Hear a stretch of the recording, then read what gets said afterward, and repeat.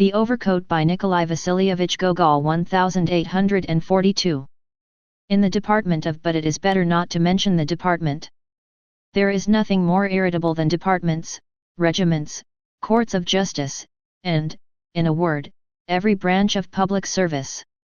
Each individual attached to them nowadays thinks all society insulted in his person. Quite recently a complaint was received from a justice of the peace, in which he plainly demonstrated that all the imperial institutions were going to the dogs, and that the Tsar's sacred name was being taken in vain, and in proof he appended to the complaint a romance in which the justice of the peace is made to appear about once every 10 lines, and sometimes in a drunken condition. Therefore, in order to avoid all unpleasantness, it will be better to describe the department in question only as a certain department. So, in a certain department there was a certain official, not a very high one, it must be allowed, short of stature, somewhat pock-marked, red-haired, and short-sighted, with a bald forehead, wrinkled cheeks, and a complexion of the kind known as sanguine.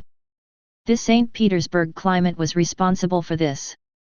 As for his official status, he was what is called a perpetual titular councillor, over which, as is well known, some writers make merry, and crack their jokes, obeying the praiseworthy custom of attacking those who cannot bite back. His family name was Bashmachkin.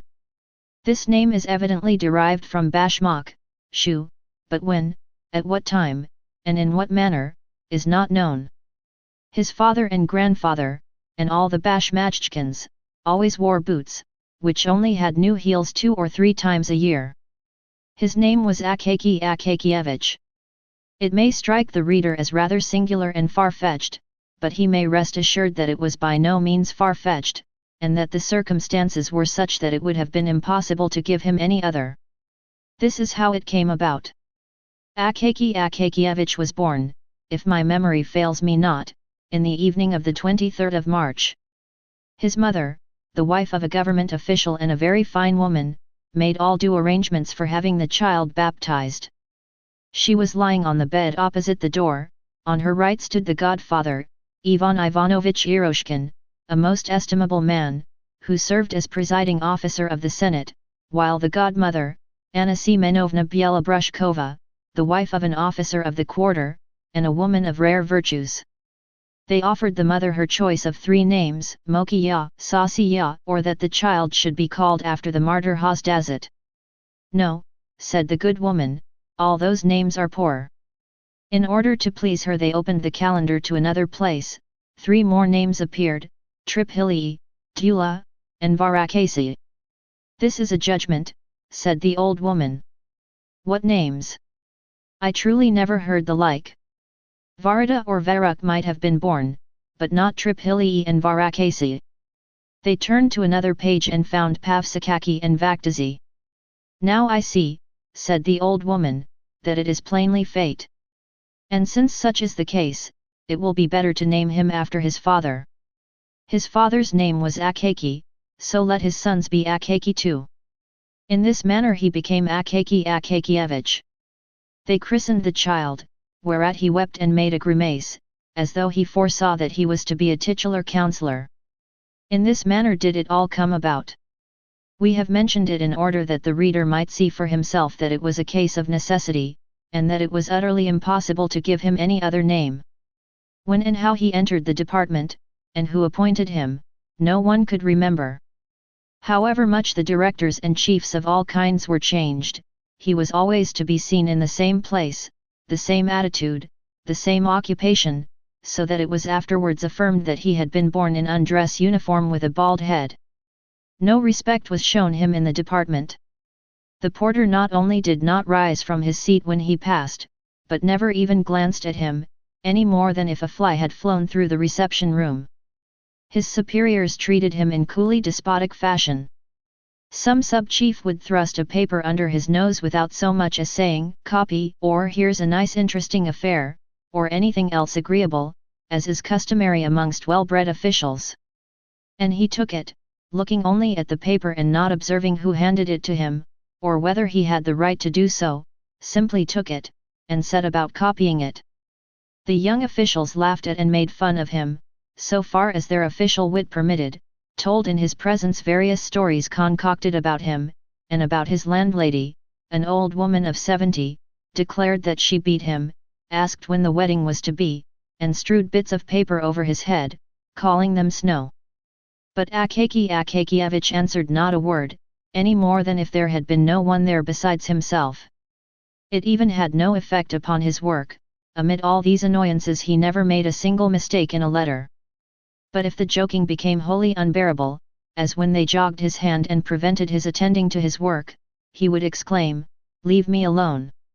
Why do you insult me?" And there was something strange in the words and the voice in which they were uttered. There was in it something which moved to pity, so much that one young man, a newcomer, who, taking pattern by the others, had permitted himself to make sport of Akaky, suddenly stopped short, as though all about him had undergone a transformation, and presented itself in a different aspect. Some unseen force repelled him from the comrades whose acquaintance he had made, on the supposition that they were well-bred and polite men. Long afterwards, in his gayest moments, there recurred to his mind the little official with the bald forehead, with his heart-rending words, "Leave me alone! Why do you insult me?" In these moving words, other words resounded, "I am thy brother." And the young man covered his face with his hand, and many a time afterwards, in the course of his life, shuddered at seeing how much inhumanity there is in man, how much savage coarseness is concealed beneath delicate, refined worldliness, and even, O God, in that man whom the world acknowledges as honorable and noble. It would be difficult to find another man who lived so entirely for his duties. It is not enough to say that Akaky labored with zeal, no, he labored with love. In his copying, he found a varied and agreeable employment. Enjoyment was written on his face, some letters were even favorites with him, and when he encountered these, he smiled, winked, and worked with his lips, till it seemed as though each letter might be read in his face, as his pen traced it. If his pay had been in proportion to his zeal, he would, perhaps, to his great surprise, have been made even a councillor of state. But he worked, as his companions, the wits, put it, like a horse in a mill. Moreover, it is impossible to say that no attention was paid to him. One director, being a kindly man, and desirous of rewarding him for his long service, ordered him to be given something more important than mere copying. So he was ordered to make a report of an already concluded affair to another department, the duty consisting simply in changing the heading and altering a few words from the first to the third person.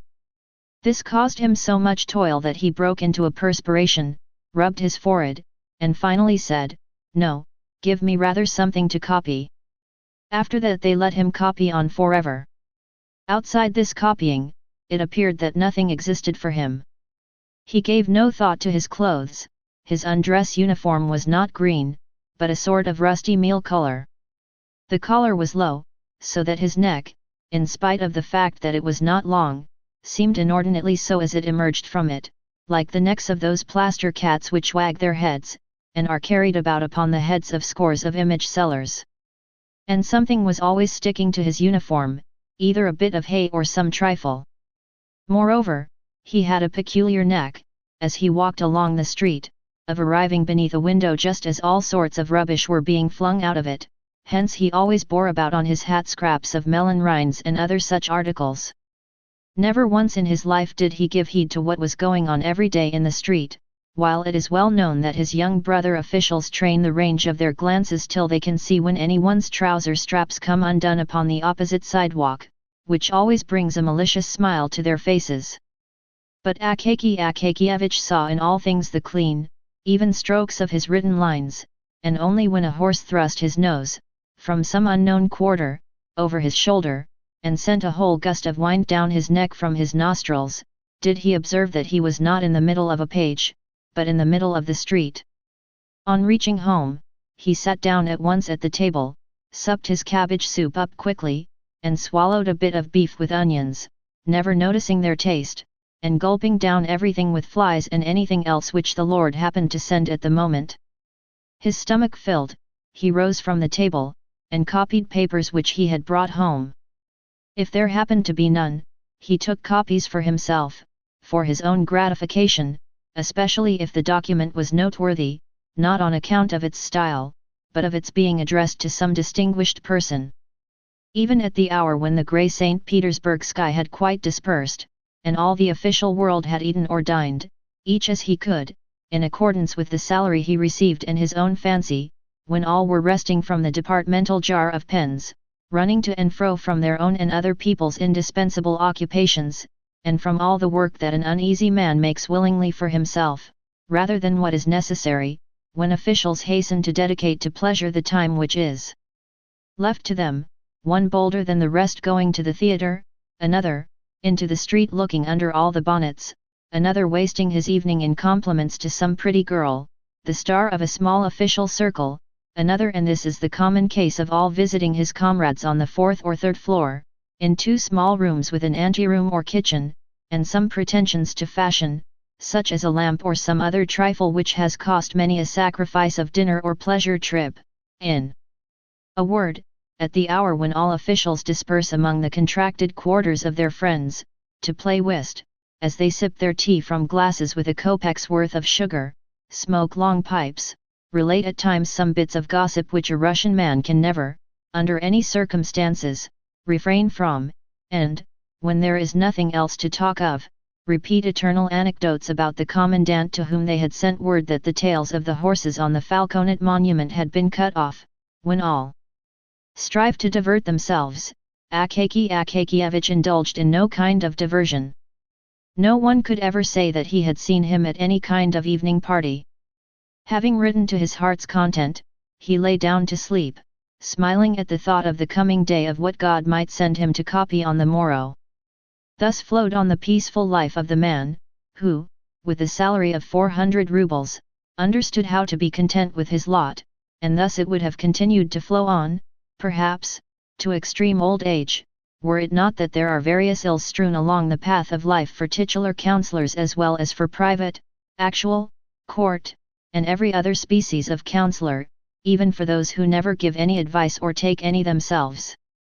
There exists in St. Petersburg a powerful foe of all who receive a salary of 400 rubles a year, or thereabouts. This foe is no other than the northern cold, although it is said to be very healthy. At 9 o'clock in the morning, at the very hour when the streets are filled with men bound for the various official departments, it begins to bestow such powerful and piercing nips on all noses impartially that the poor officials really do not know what to do with them. At an hour when the foreheads of even those who occupy exalted positions ache with the cold, and tears start to their eyes, the poor titular counsellors are sometimes quite unprotected. Their only salvation lies in traversing as quickly as possible, in their thin little cloaks, 5 or 6 streets, and then warming their feet in the porter's room, and so thawing all their talents and qualifications for official service, which had become frozen on the way. Akaky Akakievitch had felt for some time that his back and shoulders suffered with peculiar poignancy, in spite of the fact that he tried to traverse the distance with all possible speed. He began finally to wonder whether the fault did not lie in his cloak. He examined it thoroughly at home, and discovered that in 2 places, namely, on the back and shoulders, it had become thin as gauze, the cloth was worn to such a degree that he could see through it, and the lining had fallen into pieces. You must know that Akaky Akakievitch's cloak served as an object of ridicule to the officials, they even refused it the noble name of cloak, and called it a cape. In fact, it was of singular make, its collar diminishing year by year, but serving to patch its other parts. The patching did not exhibit great skill on the part of the tailor, and was, in fact, baggy and ugly. Seeing how the matter stood, Akaky Akakievitch decided that it would be necessary to take the cloak to Petrovitch, the tailor, who lived somewhere on the 4th floor up a dark staircase, and who, in spite of his having but one eye, and pockmarks all over his face, busied himself with considerable success in repairing the trousers and coats of officials and others, that is to say, when he was sober and not nursing some other scheme in his head. It is not necessary to say much about this tailor, but, as it is the custom to have the character of each personage in a novel clearly defined, there is no help for it, so here is Petrovitch the tailor. At first he was called only Grigory, and was some gentleman's serf, he commenced calling himself Petrovich from the time when he received his free papers, and further began to drink heavily on all holidays, at first on the great ones, and then on all church festivities without discrimination, wherever a cross stood in the calendar. On this point he was faithful to ancestral custom, and when quarrelling with his wife, he called her a low female and a German. As we have mentioned his wife, it will be necessary to say a word or two about her. Unfortunately, little is known of her beyond the fact that Petrovich has a wife, who wears a cap and a dress, but cannot lay claim to beauty. At least, no one but the soldiers of the guard even looked under her cap when they met her. Ascending the staircase which led to Petrovich's room, which staircase was all soaked with dish water, and reeked with the smell of spirits which affects the eyes, and is an inevitable adjunct to all dark stairways in St. Petersburg houses. Ascending the stairs, Akaky Akakievitch pondered how much Petrovich would ask, and mentally resolved not to give more than 2 rubles. The door was open, for the mistress, in cooking some fish, had raised such a smoke in the kitchen that not even the beetles were visible. Akaky Akakievitch passed through the kitchen unperceived, even by the housewife, and at length reached a room where he beheld Petrovich seated on a large unpainted table, with his legs tucked under him like a Turkish pasha. His feet were bare, after the fashion of tailors who sit at work, and the first thing which caught the eye was his thumb, with a deformed nail thick and strong as a turtle's shell. About Petrovich's neck hung a skein of silk and thread, and upon his knees lay some old garment. He had been trying unsuccessfully for 3 minutes to thread his needle, and was enraged at the darkness and even at the thread, growling in a low voice, "It won't go through, the barbarian! You pricked me, you rascal!" Akaky Akakievitch was vexed at arriving at the precise moment when Petrovich was angry. He liked to order something of Petrovich when the latter was a little downhearted, or, as his wife expressed it, when he had settled himself with brandy, the one-eyed devil. Under such circumstances, Petrovich generally came down in his price very readily, and even bowed and returned thanks. Afterwards, to be sure, his wife would come, complaining that her husband was drunk, and so had fixed the price too low, but, if only a 10-kopeck piece were added, then the matter was settled. But now it appeared that Petrovich was in a sober condition, and therefore rough, taciturn, and inclined to demand, Satan only knows what price. Akaky Akakievitch felt this, and would gladly have beat a retreat, but he was in for it. Petrovich screwed up his one eye very intently at him, and Akaky Akakievitch involuntarily said, "How do you do, Petrovich?"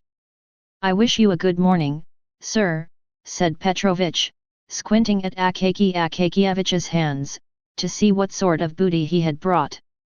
"Ah! I to you, Petrovich, this dash." It must be known that Akaky Akakievitch expressed himself chiefly by prepositions, adverbs, and scraps of phrases which had no meaning whatever. If the matter was a very difficult one, he had a habit of never completing his sentences, so that frequently, having begun a phrase with the words, "This, in fact, is quite dash," he forgot to go on, thinking that he had already finished it. "What is it?" asked Petrovich, and with his one eye scanned Akakievich's whole uniform from the collar down to the cuffs, the back, the tails and the buttonholes, all of which were well known to him, since they were his own handiwork. Such is the habit of tailors, it is the first thing they do on meeting one. "But here, this Petrovich a cloth here you see, everywhere, in different places, it is quite strong, it is a little dusty, and looks old, but it is new, only here in one place it is a little on the back, and here on one of the shoulders, it is a little worn, yes, here on this shoulder it is a little, do you see? That is all. And a little work dash." Petrovich took the cloak, spread it out, to begin with, on the table, looked hard at it, shook his head, reached out his hand to the window-sill for his snuff-box, adorned with the portrait of some general, though what general is unknown, for the place where the face should have been had been rubbed through by the finger, and a square bit of paper had been pasted over it. Having taken a pinch of snuff, Petrovich held up the cloak, and inspected it against the light, and again shook his head once more. After which he again lifted the general adorned lid with its bit of pasted paper, and having stuffed his nose with snuff, closed and put away the snuff box, and said finally, "No, it is impossible to mend it, it's a wretched garment." Akaky Akakievich's heart sank at these words. "Why is it impossible, Petrovich?" he said, almost in the pleading voice of a child. "All that ails it is, that it is worn on the shoulders. You must have some pieces dash." "Yes, patches could be found, patches are easily found," said Petrovich, "but there's nothing to sew them to. The thing is completely rotten, if you put a needle to it, see, it will give way. Let it give way, and you can put on another patch at once. But there is nothing to put the patches onto, there's no use in strengthening it, it is too far gone. It's lucky that it's cloth, for, if the wind were to blow, it would fly away. Well, strengthen it again. How will this, in fact, dash?" "No," said Petrovich decisively, "there is nothing to be done with it. It's a thoroughly bad job. You'd better, when the cold winter weather comes on, make yourself some gaiters out of it, because stockings are not warm. The Germans invented them in order to make more money." Petrovich loved, on all occasions, to have a fling at the Germans. "But it is plain you must have a new cloak." At the word new, all grew dark before Akaky Akakievich's eyes, and everything in the room began to whirl round. The only thing he saw clearly was the general with the paper face on the lid of Petrovich's snuff box. "A new one," said he, as if still in a dream. "Why, I have no money for that." "Yes, a new one," said Petrovich, with barbarous composure. "Well, if it came to a new one, how would it?" "You mean how much would it cost?" "Yes." "Well, you would have to lay out 150 or more," said Petrovich, and pursed up his lips significantly. He liked to produce powerful effects, liked to stun utterly and suddenly, and then to glance sideways to see what face the stunned person would put on the matter. 150 rubles for a cloak," shrieked poor Akaky Akakievich, perhaps for the first time in his life, for his voice had always been distinguished for softness. "Yes, sir," said Petrovich, "for any kind of cloak. If you have a marten fur on the collar, or a silk-lined hood, it will mount up to 200.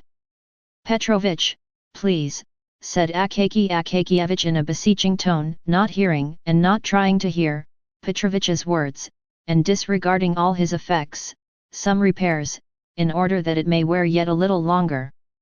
"No, it would only be a waste of time and money," said Petrovich, and Akaky Akakievich went away after these words, utterly discouraged.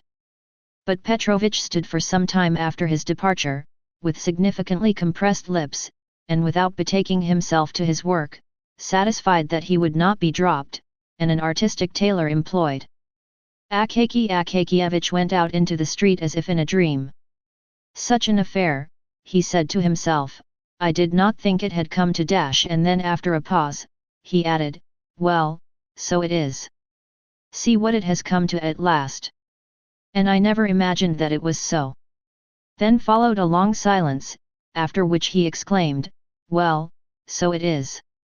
See what already nothing unexpected that it would be nothing what a strange circumstance." So saying, instead of going home, he went in exactly the opposite direction without himself suspecting it. On the way, a chimney sweep bumped up against him, and blackened his shoulder, and a whole hatful of rubbish landed on him from the top of a house which was building. He did not notice it, and only when he ran against a watchman, who, having planted his halberd beside him, was shaking some snuff from his box into his horny hand, did he recover himself a little, and that because the watchman said, "Why are you poking yourself into a man's very face? Haven't you the pavement?" This caused him to look about him, and turn towards home. There only, he finally began to collect his thoughts, and to survey his position in its clear and actual light, and to argue with himself, sensibly and frankly, as with a reasonable friend with whom one can discuss private and personal matters. "No," said Akaky Akakievich, "it is impossible to reason with Petrovich now, he is that evidently his wife has been beating him.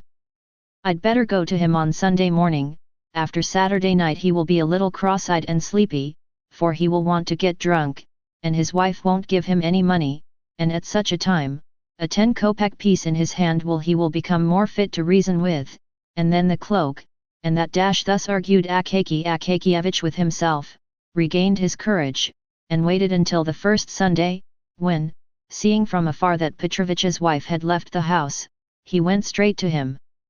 Petrovich's eye was, indeed, very much askew after Saturday, his head drooped, and he was very sleepy, but for all that, as soon as he knew what it was a question of, it seemed as though Satan jogged his memory. "Impossible," said he, "please to order a new one."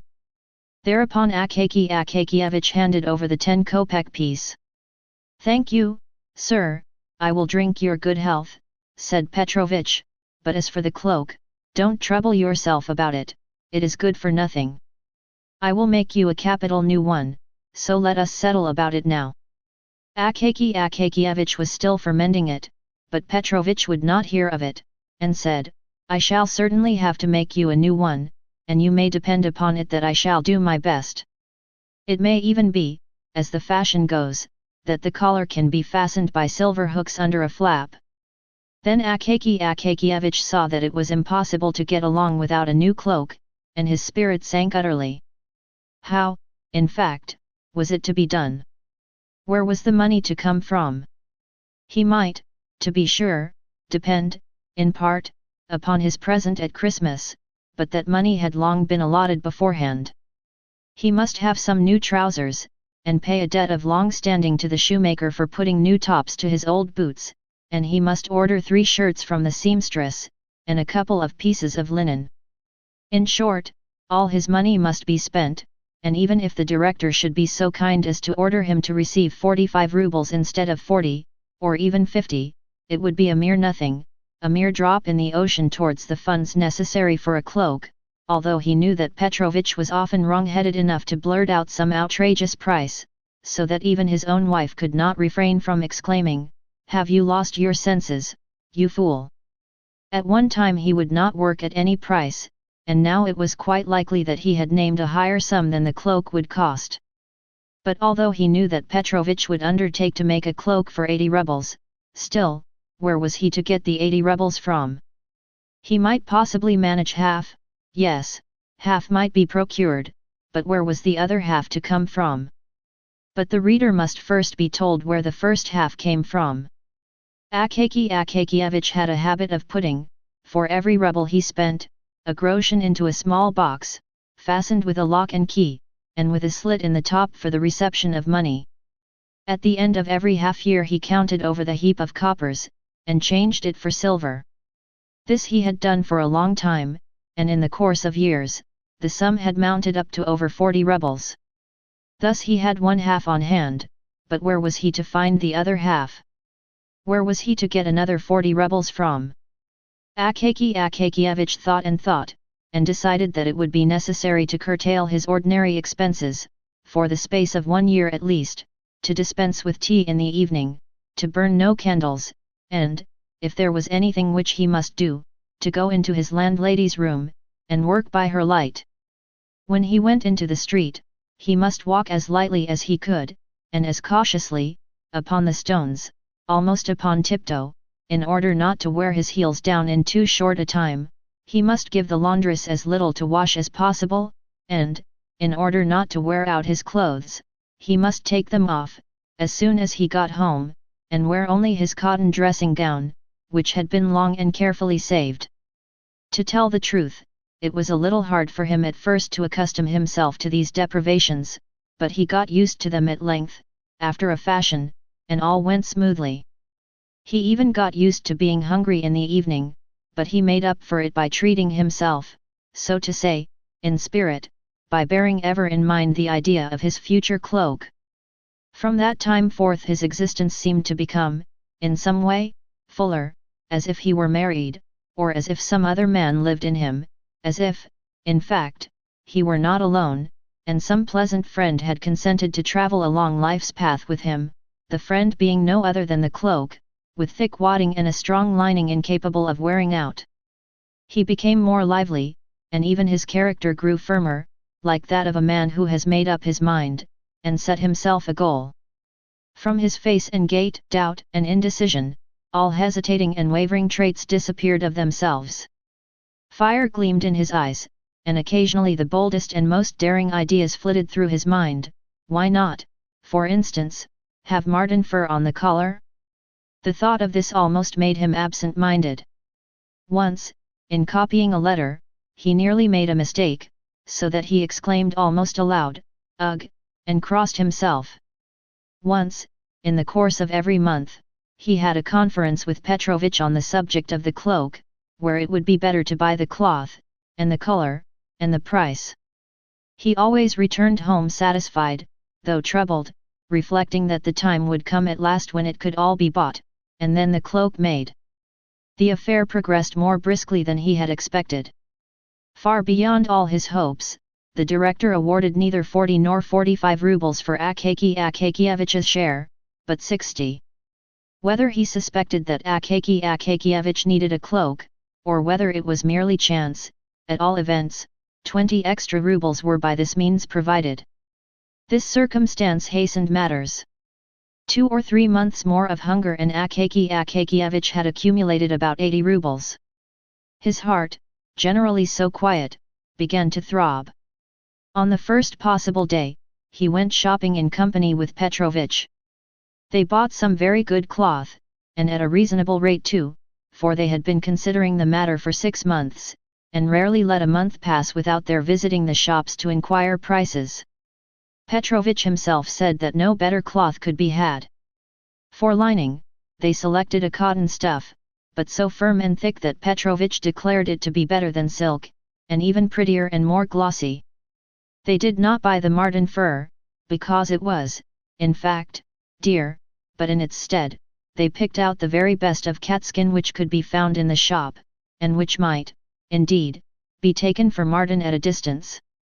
Petrovich worked at the cloak 2 whole weeks, for there was a great deal of quilting, otherwise it would have been finished sooner. He charged 12 rubles for the job. It could not possibly have been done for less. It was all sewed with silk, in small, double seams, and Petrovich went over each seam afterwards with his own teeth, stamping in various patterns. It is difficult to say precisely on what day, but probably the most glorious one in Akaky Akakievich's life, when Petrovich at length brought home the cloak. He brought it in the morning, before the hour when it was necessary to start for the department. Never did a cloak arrive so exactly in the nick of time, for the severe cold had set in, and it seemed to threaten to increase. Petrovich brought the cloak himself as befits a good tailor. On his countenance was a significant expression, such as Akaky Akakievitch had never beheld there. He seemed fully sensible that he had done no small deed, and crossed a gulf separating tailors who only put in linings, and execute repairs, from those who make new things.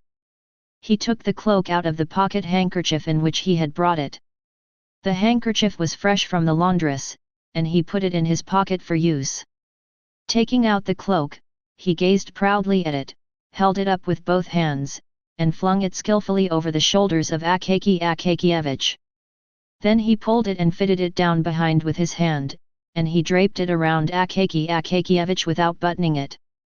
Akaky Akakievitch, like an experienced man, wished to try the sleeves. Petrovich helped him on with them, and it turned out that the sleeves were satisfactory also. In short, the cloak appeared to be perfect, and most seasonable. Petrovich did not neglect to observe that it was only because he lived in a narrow street, and had no signboard, and had known Akaky Akakievitch so long, that he had made it so cheaply, but that if he had been in business on the Nevsky Prospect, he would have charged 75 rubles for the making alone. Akaky Akakievitch did not care to argue this point with Petrovich. He paid him, thanked him, and set out at once in his new cloak for the department. Petrovich followed him, and, pausing in the street, gazed long at the cloak in the distance, after which he went to one side expressly to run through a crooked alley, and emerge again into the street beyond to gaze once more upon the cloak from another point, namely, directly in front. Meantime Akaky Akakievitch went on in holiday mood. He was conscious every second of the time that he had a new cloak on his shoulders, and several times he laughed with internal satisfaction. In fact, there were two advantages, one was its warmth, the other its beauty. He saw nothing of the road, but suddenly found himself at the department. He took off his cloak in the anteroom, looked it over carefully, and confided it to the especial care of the attendant. It is impossible to say precisely how it was that everyone in the department knew at once that Akaky Akakievitch had a new cloak, and that the cape no longer existed. All rushed at the same moment into the anteroom to inspect it. They congratulated him and said pleasant things to him, so that he began at first to smile and then to grow ashamed. When all surrounded him, and said that the new cloak must be christened, and that he must give a whole evening at least to this, Akaky Akakievitch lost his head completely, and did not know where he stood, what to answer, or how to get out of it.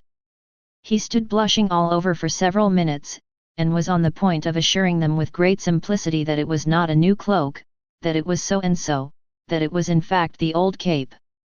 At length one of the officials, a sub-chief probably, in order to show that he was not at all proud, and on good terms with his inferiors, said, "So be it. Only I will give the party instead of Akaky Akakievitch. I invite you all to tea with me tonight, it happens quite apropos, as it is my name day." The officials naturally at once offered the sub-chief their congratulations and accepted the invitations with pleasure. Akaky Akakievitch would have declined, but all declared that it was discourteous, that it was simply a sin and a shame, and that he could not possibly refuse. Besides, the notion became pleasant to him when he recollected that he should thereby have a chance of wearing his new cloak in the evening also. That whole day was truly a most triumphant festival day for Akaky Akakievitch. He returned home in the most happy frame of mind, took off his cloak, and hung it carefully on the wall, admiring afresh the cloth and the lining. Then he brought out his old, worn-out cloak, for comparison. He looked at it and laughed, so vast was the difference. And long after dinner he laughed again when the condition of the cape recurred to his mind. He dined cheerfully, and after dinner wrote nothing, but took his ease for a while on the bed, until it got dark. Then he dressed himself leisurely, put on his cloak, and stepped out into the street. Where the host lived, unfortunately we cannot say, our memory begins to fail us badly, and the houses and streets in St. Petersburg have become so mixed up in our head that it is very difficult to get anything out of it again in proper form. This much is certain, that the official lived in the best part of the city, and therefore it must have been anything but near to Akaky Akakievitch's residence. Akaky Akakievitch was first obliged to traverse a kind of wilderness of deserted, dimly lighted streets, but in proportion as he approached the official's quarter of the city, the streets became more lively, more populous, and more brilliantly illuminated. Pedestrians began to appear, handsomely dressed ladies were more frequently encountered, the men had otterskin collars to their coats, peasant wagoners, with their grate-like sledges stuck over with brass-headed nails, became rarer, whilst on the other hand, more and more drivers in red velvet caps, lacquered sledges, and bearskin coats began to appear, and carriages with rich hammer cloths flew swiftly through the streets, their wheels scrunching the snow. Akaky Akakievitch gazed upon all this as upon a novel sight. He had not been in the streets during the evening for years. He halted out of curiosity before a shop window to look at a picture representing a handsome woman, who had thrown off her shoe, thereby baring her whole foot in a very pretty way, whilst behind her the head of a man with whiskers and a handsome moustache peeped through the doorway of another room. Akaky Akakievitch shook his head and laughed, and then went on his way. Why did he laugh?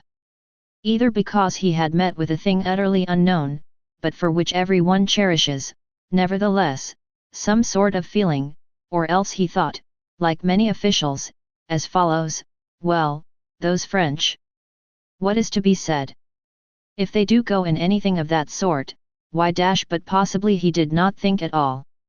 Akaky Akakievitch at length reached the house in which the sub-chief lodged. The sub-chief lived in fine style, the staircase was lit by a lamp, his apartment being on the second floor. On entering the vestibule, Akaky Akakievitch beheld a whole row of goloshis on the floor. Among them, in the center of the room, stood a samovar or tea urn, humming and emitting clouds of steam. On the walls hung all sorts of coats and cloaks, among which there were even some with beaver collars or velvet facings.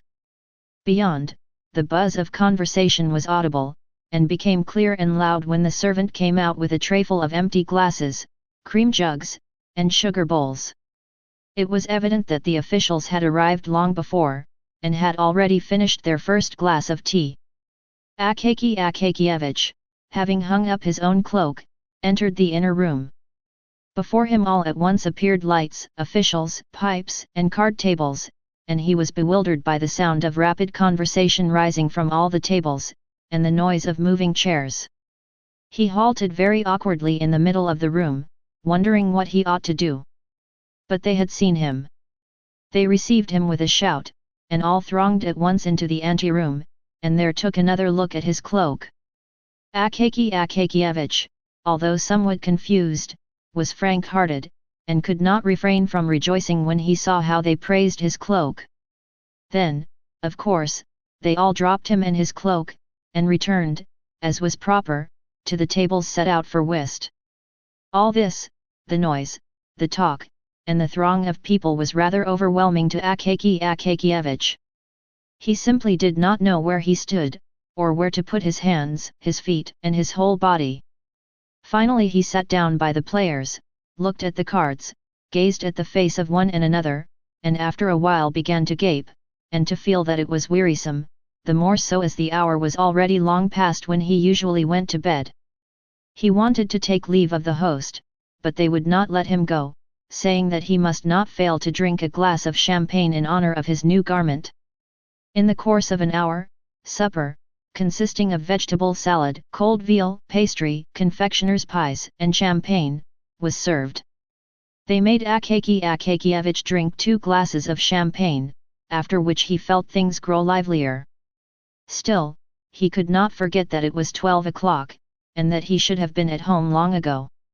In order that the host might not think of some excuse for detaining him, he stole out of the room quickly, sought out, in the anteroom, his cloak, which, to his sorrow, he found lying on the floor, brushed it, picked off every speck upon it, put it on his shoulders, and descended the stairs to the street.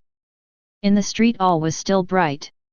Some petty shops, those permanent clubs of servants and all sorts of folk, were open. Others were shut, but, nevertheless, showed a streak of light the whole length of the door crack, indicating that they were not yet free of company, and that probably some domestics, male and female, were finishing their stories and conversations whilst leaving their masters in complete ignorance as to their whereabouts. Akaky Akakievitch went on in a happy frame of mind.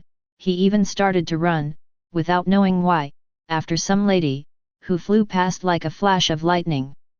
But he stopped short, and went on very quietly as before, wondering why he had quickened his pace.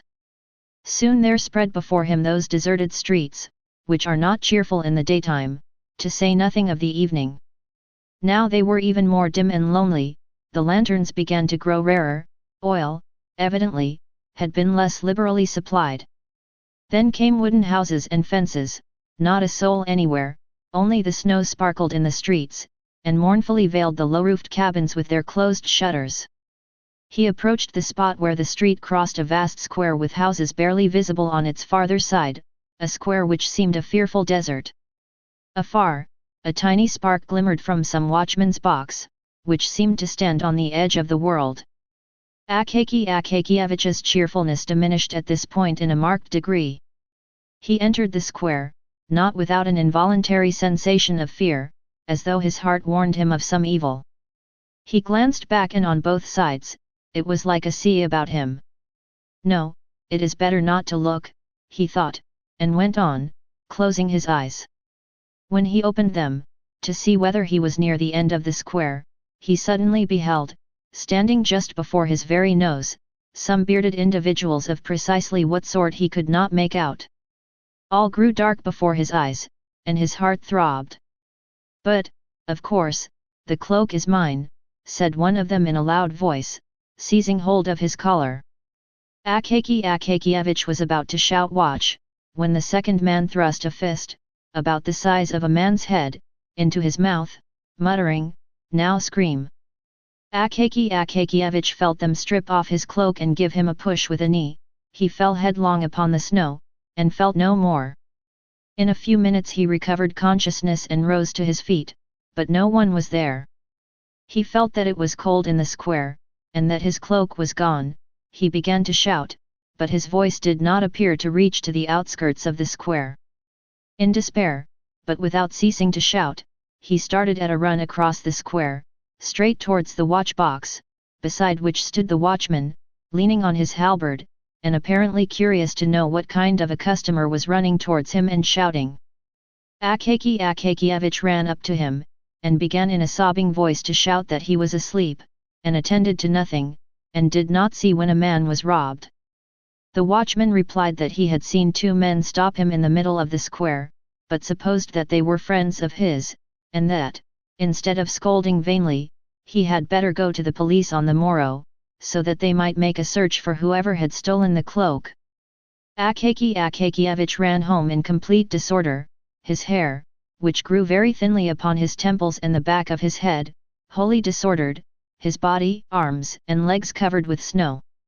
The old woman, who was mistress of his lodgings, on hearing a terrible knocking, sprang hastily from her bed, and, with only one shoe on, ran to open the door, pressing the sleeve of her chemise to her bosom out of modesty, but when she had opened it, she fell back on beholding Akaky Akakievitch in such a state.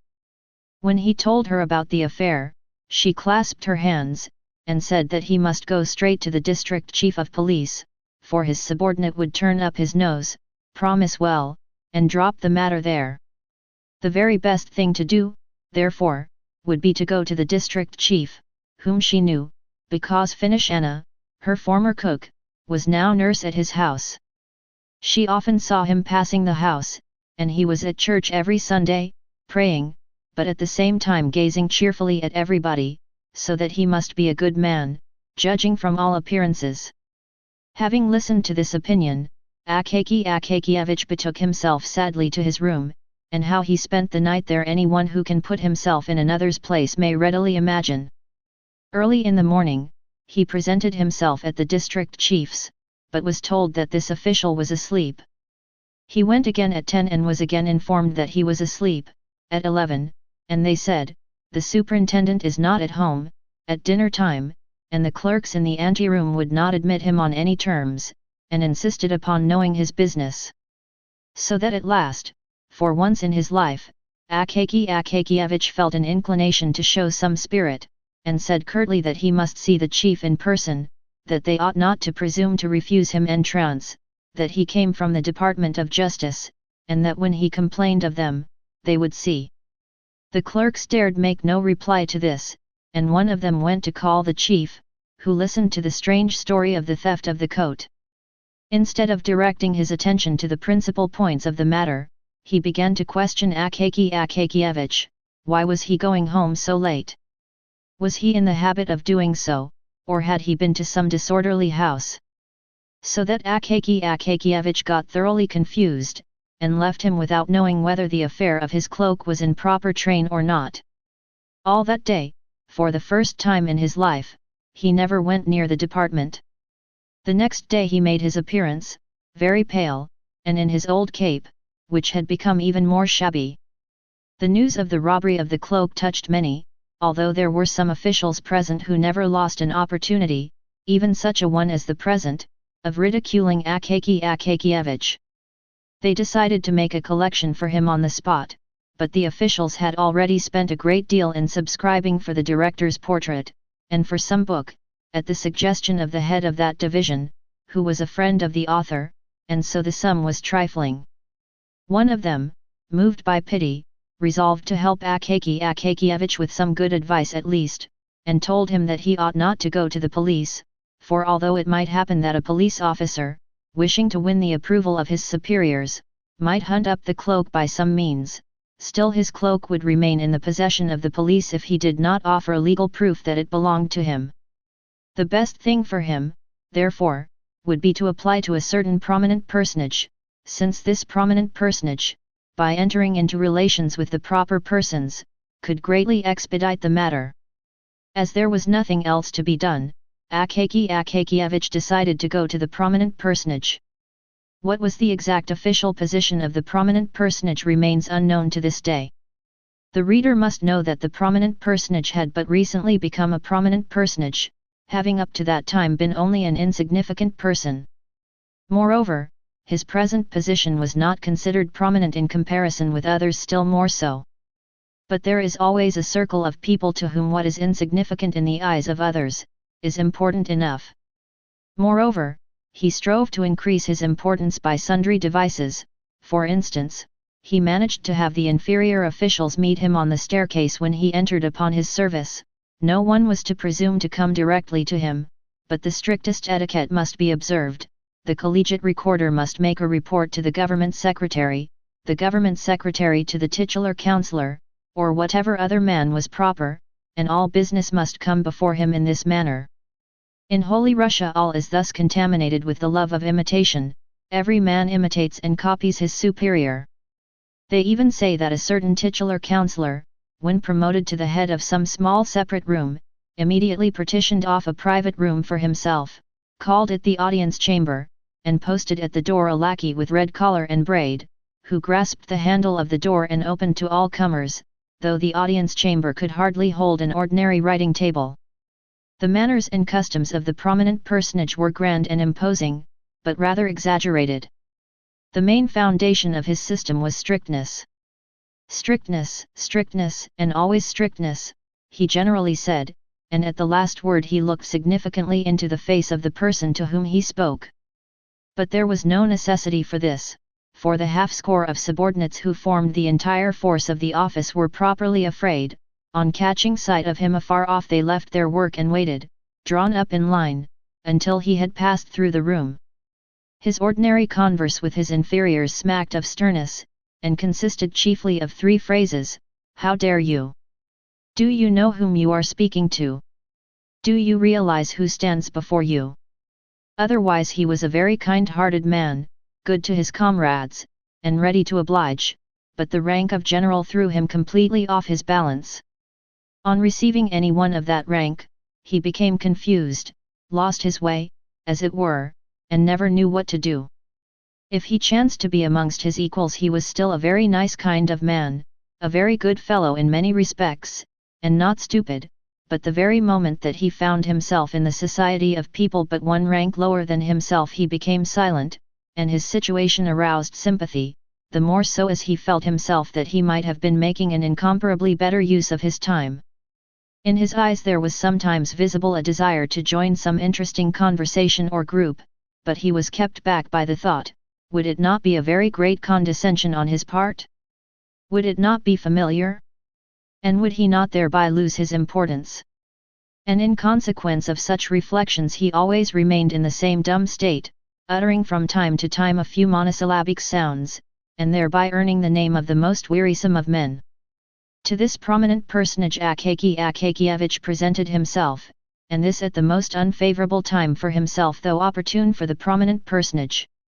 The prominent personage was in his cabinet conversing gaily with an old acquaintance and companion of his childhood whom he had not seen for several years and who had just arrived when it was announced to him that a person named Bashmachkin had come.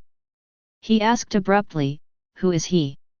"Some official," he was informed. "Ah, he can wait. This is no time for him to call," said the important man. It must be remarked here that the important man lied outrageously. He had said all he had to say to his friend long before, and the conversation had been interspersed for some time with very long pauses, during which they merely slapped each other on the leg, and said, "You think so, Ivan Abramovich?" "Just so, Stepan Varlamich." Nevertheless, he ordered that the official should be kept waiting, in order to show his friend, a man who had not been in the service for a long time, but had lived at home in the country, how long officials had to wait in his anteroom. At length, having talked himself completely out, and more than that, having had his fill of pauses, and smoked a cigar in a very comfortable armchair with reclining back, he suddenly seemed to recollect, and said to the secretary, who stood by the door with papers of reports, so it seems that there is a chinovnik waiting to see me. Tell him that he may come in. On perceiving Akaky Akakievich's modest mien and his worn undress uniform, he turned abruptly to him and said, "What do you want?" in a curt hard voice, which he had practiced in his room in private, and before the looking-glass, for a whole week before being raised to his present rank. Akaky Akakievich, who was already imbued with a due amount of fear, became somewhat confused, and as well as his tongue would permit, explained, with a rather more frequent addition than usual of the word that his cloak was quite new, and had been stolen in the most inhuman manner, that he had applied to him in order that he might, in some way, by his intermediation that he might enter into correspondence with the chief of police, and find the cloak. For some inexplicable reason this conduct seemed familiar to the prominent personage. "What, my dear sir," he said abruptly, "are you not acquainted with etiquette? Where have you come from? Don't you know how such matters are managed? You should first have entered a complaint about this at the court below, it would have gone to the head of the department, then to the chief of the division, then it would have been handed over to the secretary, and the secretary would have given it to me." "But, Your Excellency," said Akaky Akakievich, trying to collect his small handful of wits, and conscious at the same time that he was perspiring terribly, "I, Your Excellency, presumed to trouble you because secretaries are an untrustworthy race." What, said the important personage. "Where did you get such courage? Where did you get such ideas? What impudence towards their chiefs and superiors has spread among the young generation?" The prominent personage apparently had not observed that Akaky Akakievich was already in the neighborhood of 50. If he could be called a young man, it must have been in comparison with someone who was 20. "Do you know to whom you speak? Do you realize who stands before you? Do you realize it? Do you realize it? I ask you." Then he stamped his foot and raised his voice to such a pitch that it would have frightened even a different man from Akaky Akakievich. Akaky Akakievich's senses failed him, he staggered, trembled in every limb, and, if the porters had not run to support him, would have fallen to the floor. They carried him out insensible. But the prominent personage, gratified that the effect should have surpassed his expectations, and quite intoxicated with the thought that his word could even deprive a man of his senses, glanced sideways at his friend in order to see how he looked upon this, and perceived, not without satisfaction, that his friend was in a most uneasy frame of mind, and even beginning, on his part, to feel a trifle frightened. Akaky Akakievich could not remember how he descended the stairs and got into the street. He felt neither his hands nor feet. Never in his life had he been so rated by any high official, let alone a strange one. He went staggering on through the snowstorm, which was blowing in the streets, with his mouth wide open. The wind, in St. Petersburg fashion, darted upon him from all quarters, and down every cross street. In a twinkling it had blown a quinsy into his throat, and he reached home unable to utter a word. His throat was swollen, and he lay down on his bed. So powerful is sometimes a good scolding. The next day a violent fever showed itself. Thanks to the generous assistance of the St. Petersburg climate, the malady progressed more rapidly than could have been expected, and when the doctor arrived, he found, on feeling the sick man's pulse, that there was nothing to be done, except to prescribe a fomentation, so that the patient might not be left entirely without the beneficent aid of medicine, but at the same time, he predicted his end in 36 hours. After this he turned to the landlady, and said, "And as for you, don't waste your time on him, order his pine coffin now, for an oak one will be too expensive for him." Did Akaky Akakievich hear these fatal words? And if he heard them, did they produce any overwhelming effect upon him? Did he lament the bitterness of his life? We know not, for he continued in a delirious condition. Visions incessantly appeared to him, each stranger than the other. Now he saw Petrovich, and ordered him to make a cloak, with some traps for robbers, who seemed to him to be always under the bed, and cried every moment to the landlady to pull one of them from under his coverlet. Then he inquired why his old mantle hung before him when he had a new cloak. Next he fancied that he was standing before the prominent person, listening to a thorough setting down, and saying, "Forgive me, Your Excellency," but at last he began to curse, uttering the most horrible words, so that his aged landlady crossed herself, never in her life having heard anything of the kind from him, the more so as those words followed directly after the words "Your Excellency." Later on he talked utter nonsense, of which nothing could be made, all that was evident being, that his incoherent words and thoughts hovered ever about one thing, his cloak. At length poor Akaky Akakievitch breathed his last. They sealed up neither his room nor his effects, because, in the first place, there were no heirs, and, in the second, there was very little to inherit beyond a bundle of goose quills, a quire of white official paper, 3 pairs of socks, 2 or 3 buttons which had burst off his trousers, and the mantle already known to the reader. To whom all this fell, God knows. I confess that the person who told me this tale took no interest in the matter. They carried Akaky Akakievitch out and buried him. And St. Petersburg was left without Akaky Akakievitch, as though he had never lived there. A being disappeared who was protected by none, dear to none, interesting to none, and who never even attracted to himself the attention of those students of human nature who omit no opportunity of thrusting a pin through a common fly, and examining it under the microscope. A being who bore meekly the gibes of the department, and went to his grave without having done one unusual deed, but to whom, nevertheless, at the close of his life appeared a bright visitant in the form of a cloak, which momentarily cheered his poor life, and upon whom, thereafter, an intolerable misfortune descended, just as it descends upon the mighty of this world.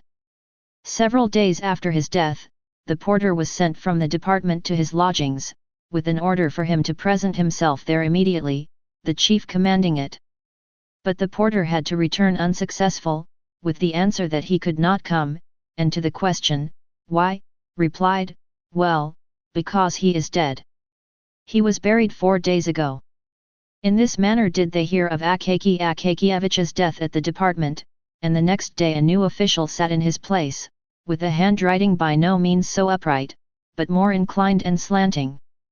But who could have imagined that this was not really the end of Akaky Akakievitch, that he was destined to raise a commotion after death, as if in compensation for his utterly insignificant life?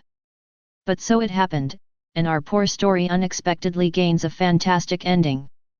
A rumor suddenly spread through St. Petersburg that a dead man had taken to appearing on the Kalinkine bridge and its vicinity at night in the form of a chinovnik seeking a stolen cloak, and that, under the pretext of its being the stolen cloak, he dragged, without regard to rank or calling, every one's cloak from his shoulders, be it catskin, beaver, fox, bear, sable, in a word, every sort of fur and skin which men adopted for their covering. One of the department officials saw the dead man with his own eyes and immediately recognized in him Akaky Akakievitch. This, however, inspired him with such terror that he ran off with all his might, and therefore did not scan the dead man closely, but only saw how the latter threatened him from afar with his finger. Constant complaints poured in from all quarters that the backs and shoulders, not only of titular but even of court councillors, were exposed to the danger of a cold on account of the frequent dragging off of their cloaks. Arrangements were made by the police to catch the corpse, alive or dead, at any cost, and punish him as an example to others in the most severe manner. In this they nearly succeeded, for a watchman, on guard in Kirushkin Alley, caught the corpse by the collar on the very scene of his evil deeds, when attempting to pull off the frieze coat of a retired musician. Having seized him by the collar, he summoned, with a shout, 2 of his comrades, whom he enjoined to hold him fast while he himself felt for a moment in his boot, in order to draw out his snuff-box and refresh his frozen nose. But the snuff was of a sort which even a corpse could not endure. The watchman, having closed his right nostril with his finger, had no sooner succeeded in holding half a handful up to the left than the corpse sneezed so violently that he completely filled the eyes of all 3. While they raised their hands to wipe them, the dead man vanished completely, so that they positively did not know whether they had actually had him in their grip at all. Thereafter the watchmen conceived such a terror of dead men that they were afraid even to seize the living, and only screamed from a distance, "Hey, there! Go your way!" So the dead chinovnik began to appear even beyond the Kalinkine bridge, causing no little terror to all timid people. But we have totally neglected that certain prominent personage who may really be considered as the cause of the fantastic turn taken by this true history. First of all, justice compels us to say that after the departure of poor, annihilated Akaky Akakievitch he felt something like remorse. Suffering was unpleasant to him, for his heart was accessible to many good impulses, in spite of the fact that his rank often prevented his showing his true self. As soon as his friend had left his cabinet, he began to think about poor Akaky Akakievitch. And from that day forth, poor Akaky Akakievitch, who could not bear up under an official reprimand, recurred to his mind almost every day.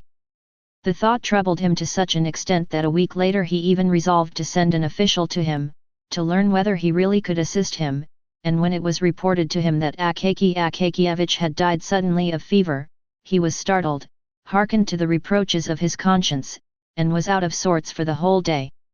Wishing to divert his mind in some way, and drive away the disagreeable impression, he set out that evening for one of his friends' houses, where he found quite a large party assembled. What was better, nearly every one was of the same rank as himself, so that he need not feel in the least constrained. This had a marvelous effect upon his mental state. He grew expansive, made himself agreeable in conversation, in short, he passed a delightful evening. After supper he drank a couple of glasses of champagne, not a bad recipe for cheerfulness, as everyone knows. The champagne inclined him to various adventures, and he determined not to return home, but to go and see a certain well-known lady of German extraction, Karolina Ivanovna, a lady, it appears, with whom he was on a very friendly footing. It must be mentioned that the prominent personage was no longer a young man, but a good husband and respected father of a family. 2 sons, one of whom was already in the service, and a good-looking, 16-year-old daughter, with a rather retroussé but pretty little nose, came every morning to kiss his hand and say, "Bonjour, Papa." His wife, a still fresh and good-looking woman, first gave him her hand to kiss, and then, reversing the procedure, kissed his.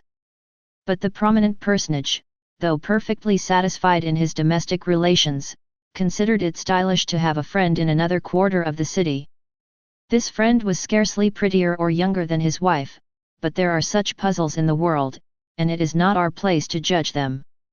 So the important personage descended the stairs, stepped into his sledge, said to the coachman, to Karolina Ivanovna's, and, wrapping himself luxuriously in his warm cloak, found himself in that delightful frame of mind than which a Russian can conceive no better, namely, when you think of nothing yourself, yet when the thoughts creep into your mind of their own accord, each more agreeable than the other, giving you no trouble either to drive them away or seek them. Fully satisfied, he recalled all the gay features of the evening just past, and all the mots which had made the little circle laugh. Many of them he repeated in a low voice, and found them quite as funny as before, so it is not surprising that he should laugh heartily at them. Occasionally, however, he was interrupted by gusts of wind, which, coming suddenly, God knows whence or why, cut his face, drove masses of snow into it, filled out his cloak collar like a sail, or suddenly blew it over his head with supernatural force, and thus caused him constant trouble to disentangle himself. Suddenly the important personage felt someone clutch him firmly by the collar. Turning round, he perceived a man of short stature, in an old, worn uniform, and recognized, not without terror, Akaky Akakievitch. The official's face was white as snow, and looked just like a corpse's. But the horror of the important personage transcended all bounds when he saw the dead man's mouth open, and, with the terrible odor of the grave, gave vent to the following remarks: "Ah, here you are at last. I have you, that by the collar. I need your cloak, you took no trouble about mine, but reprimanded me, so now give up your own." The pallid prominent personage almost died of fright. Brave as he was in the office and in the presence of inferiors generally, and although, at the sight of his manly form and appearance, everyone said, "Ugh! How much character he had," at this crisis, he, like many possessed of a heroic exterior, experienced such terror, that, not without cause, he began to fear an attack of illness. He flung his cloak hastily from his shoulders and shouted to his coachman in an unnatural voice, "Home at full speed." The coachman, hearing the tone which is generally employed at critical moments and even accompanied by something much more tangible, drew his head down between his shoulders in case of an emergency, flourished his whip, and flew on like an arrow. In a little more than 6 minutes the prominent personage was at the entrance of his own house. Pale, thoroughly scared, and cloakless, he went home instead of to Karolina Ivanovna's, reached his room somehow or other, and passed the night in the direst distress, so that the next morning over their tea his daughter said, "You are very pale today, Papa." But Papa remained silent, and said not a word to anyone of what had happened to him, where he had been, or where he had intended to go. This occurrence made a deep impression upon him. He even began to say, "How dare you? Do you realize who stands before you?" less frequently to the under-officials, and if he did utter the words, it was only after having first learned the bearings of the matter. But the most noteworthy point was, that from that day forward the apparition of the dead chinovnik ceased to be seen. Evidently the prominent personage's cloak just fitted his shoulders, at all events, no more instances of his dragging cloaks from people's shoulders were heard of. But many active and apprehensive persons could by no means reassure themselves, and asserted that the dead chinovnik still showed himself in distant parts of the city. In fact, one watchman in Kolomna saw with his own eyes the apparition come from behind a house. But being rather weak of body, he dared not arrest him, but followed him in the dark, until, at length, the apparition looked round, paused, and inquired, "What do you want?" at the same time showing a fist such as is never seen on living men. The watchman said, "It's of no consequence," and turned back instantly. But the apparition was much too tall, wore huge moustaches, and, directing its steps apparently towards the Obukhov bridge, disappeared in the darkness of the night. The end. The Overcoat is a short story written by the renowned Russian author Nikolai Vasilievich Gogol in 1842. This poignant and satirical work offers several key learning points. 1. Social injustice and class divide. The Overcoat portrays the stark class divide and social injustice faced by the working class in 19th century Russia, shedding light on the mistreatment of those at the lower rungs of society. 2. The human condition. The narrative explores the universal human condition, emphasizing the struggles and aspirations of individuals living in a society that often neglects their basic needs and desires. 3. The search for identity. The protagonist, Akaky Akakievitch, represents the quest for identity and self-worth. His pursuit of a new overcoat symbolizes the human desire for recognition and respect, highlighting the importance of self-esteem and dignity. 4. Tragicomedy of life. The Overcoat balances tragedy and comedy, showcasing the complexities of the human experience. It teaches us that even in the face of hardship and sorrow, there is room for humor and resilience. 5. Role of fate and chance. The story underscores the role of fate and chance in shaping individuals' lives. It reminds us that unexpected events and decisions can profoundly influence our destinies. 6. Permanence of injustice. Gogol's work serves as a stark reminder of the permanence of injustice in society, encouraging reflection on the enduring issues of inequality and the need for social reform. 7. Absurdity of bureaucracy. The Overcoat satirizes the bureaucratic system in 19th century Russia, exposing the absurdity and inefficiency of bureaucratic institutions and the human toll they can take. 8. Symbolism in literature. The Overcoat itself serves as a powerful symbol, representing the aspirations, struggles, and fate of the protagonist. It demonstrates the significance of symbolism in literature and its ability to convey deeper meanings. 9. Impact of a well-crafted narrative. The narrative's profound impact on readers' emotions and understanding of social issues showcases the potential for storytelling as a tool to address complex societal problems and advocate for change. 10. Cultural and historical relevance. The Overcoat remains culturally and historically relevant, offering insights into the conditions of 19th-century Russia and the enduring themes of social injustice and human dignity. In summary, The Overcoat by Nikolai Vasilievich Gogol is a timeless work that addresses themes of social injustice, the human condition, the search for identity, tragicomedy, fate and chance, the permanence of injustice, the absurdity of bureaucracy, symbolism in literature, and the power of a well-crafted narrative. Gogol's ability to blend satire with profound social commentary continues to resonate with readers, offering valuable insights into the human experience and the need for social reform. Thank you for listening.